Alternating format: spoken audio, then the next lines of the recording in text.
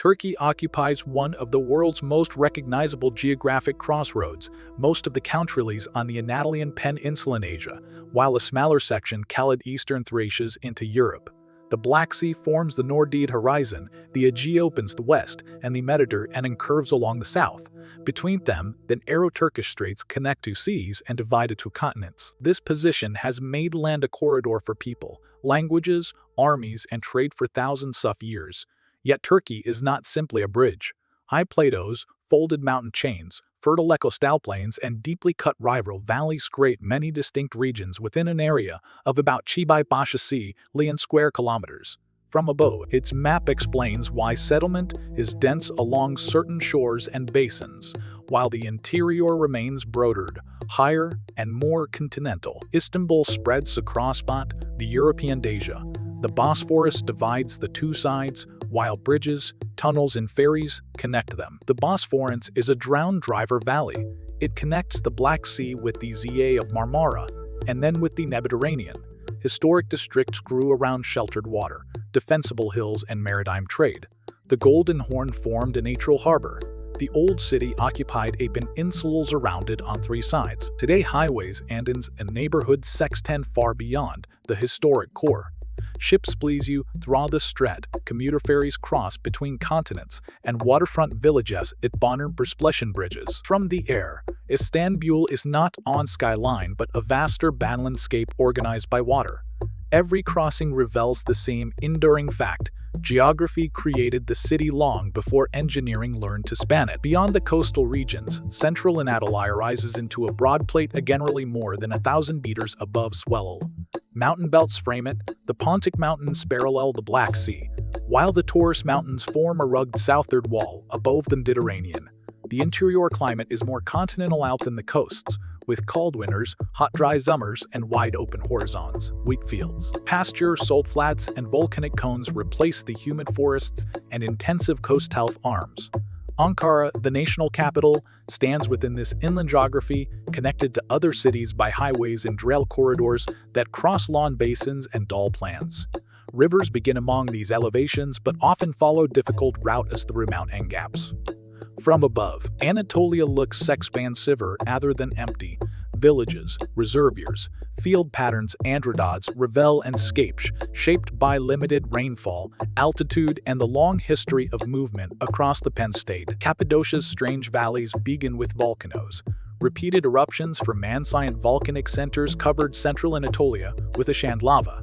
The softer ash hardened into tuff, while tougher rock formed protective caps. Wind, frost, and flowing water then removed the weaker layers, leaving drastas, pinnacles, and the famous formations called fairy chimeneas. People transformed the geology begun by carving homes, churches, storerooms, and entire underground complexes into the workable stone.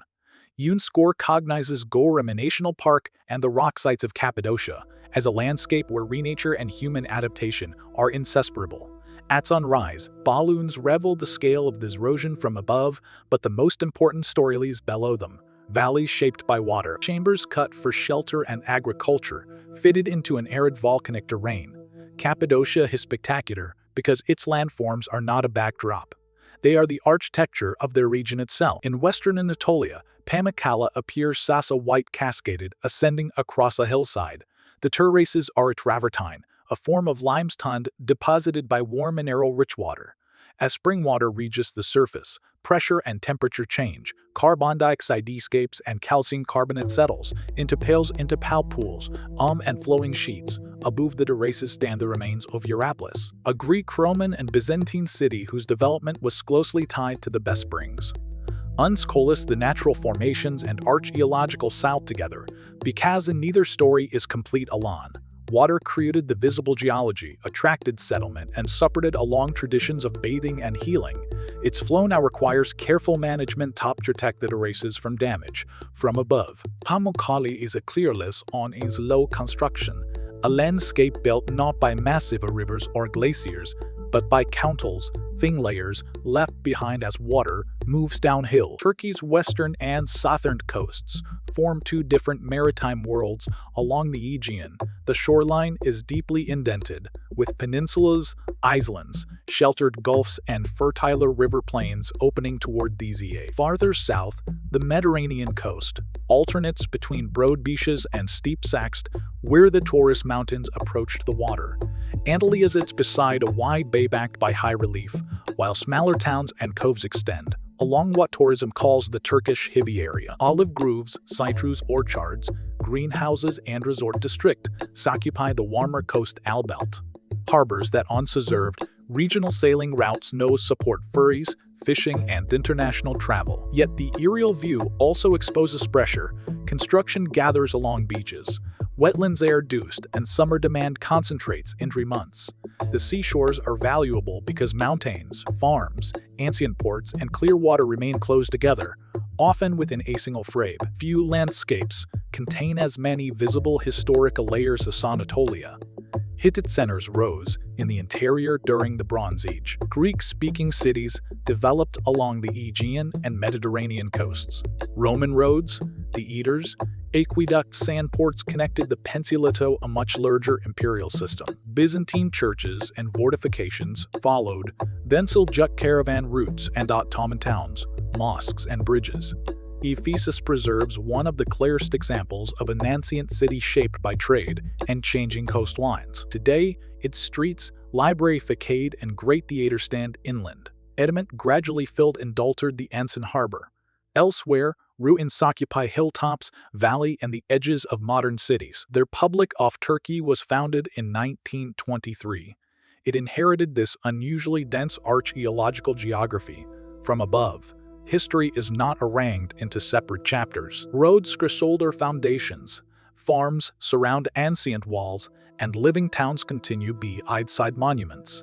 Then records continuity, migration, and repeated reinvention. Turkey has a population of more than 85 million and is now overwhelmingly urban, but regional identities remain strong. Turkish is the official language, while Kurdish and several other languages are spoken by communities across the country.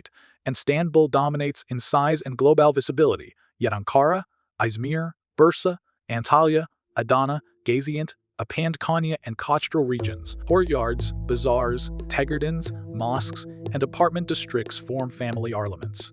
But their setting changes from coast to plateau and from humid north tundras. Weekly markets connect surrounding farms with city neighborhoods. Ferries function as public transport in Istanbul. Mountain roads structure life along the Black Sea.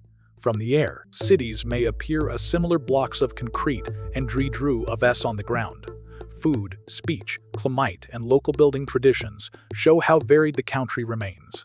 National identity is shared across a geography that never produces only one way of living. Turkish quiz in maps the country's environmental regions. Wheat from the interior becomes bread, bulgur, and many forms of pastry.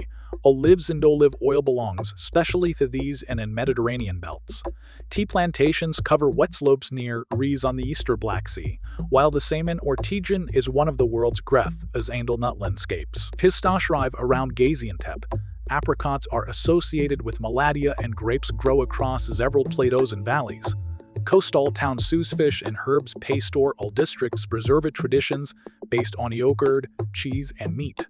Markets bring these systems together in bright displays of produce, spices, and preserved foods. The famous dishes are therefore more than recipes. They are evidence of rainfall, soils, altitude, migration, and trade. Seen from above, orchards, terraces, greenhouses, and grain fields become the first stage of the meal.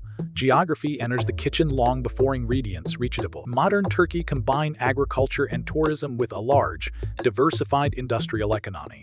Automotive plants, machinery, textiles, appliances, constructional materials, and food processing cluster around major cities and transport corridors.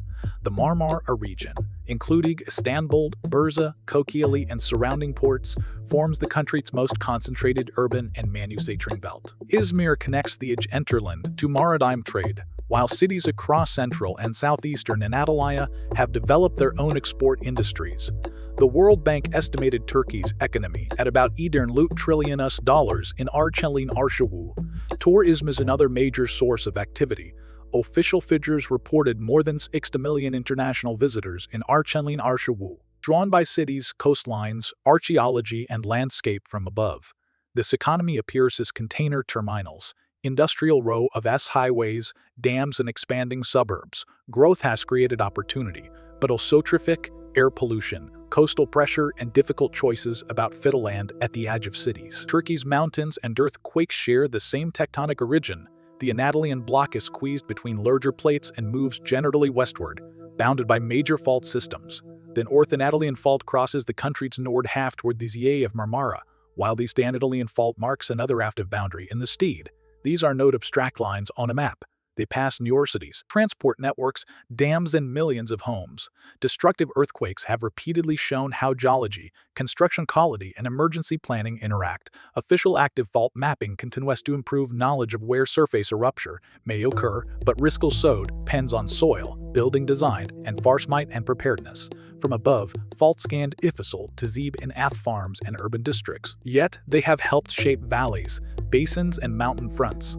Turkey's future's Iliums depends on accepting seismic movement as a permanent geographic condition rather than an occasional surprise. The Black Sea coast receives some of Turkey's highest rainfall, especially in the northeast. Forested mountains rise quickly behind a narrow coastal strip, and rivers descend through steep valleys toward these tea gardens, hazelnut orchards, high summer pastures, and scattered villages occupy different elevations. Farther inland, the eastern Plateau becomes higher, colder, and more open. Mount Ararat is Turkey's highest mountain.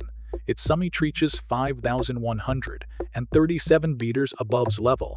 It stands above broad plains near the borders of Armenia and Iran. Lakes, wetlands, and migration corridors make eastern Anatolia important for birds and other wildlife, while the Mediterranean coast supports entirely different habitats. Turkey's biodiversity comes from this overlap of continents, climates, and elevation zones. It also faces pressure from dams, roads, fires, intensive development, and climate change. From humid forest to snow-covered volcano, the country's natural ranges are greater than its beach tourism images suggests. Turkey's future will be decided by how it manages the geography that made it important. Growing cities need safer buildings, cleaner transport, and protection for surrounding farmland. Coastal development must allow space for wetlands, dunes, and rising seas. Hotter and drier conditions increase pressure on reservoirs, forests, and agriculture, while sudden floods and wildfire can strike familiar landscapes in unfamiliar ways. Tourism can support local economies, but fragile races, archaeological sites, and small bays cannot absorb unlimited use. The country's advantages remain extraordinary: access to three E's productive regions, large cities, industrial capacity, and a cultural record extending across millennia. From the Bosphorus to Cappadocia, from Pamukkale to Ararat, each aerial view reveals another relationship between terrain and human size. Turkey is often described as a bridge between continents. Seen from above, it is something richer, a complete geographic world whose mountains, faults, waters, and routes continue to shape every chapter.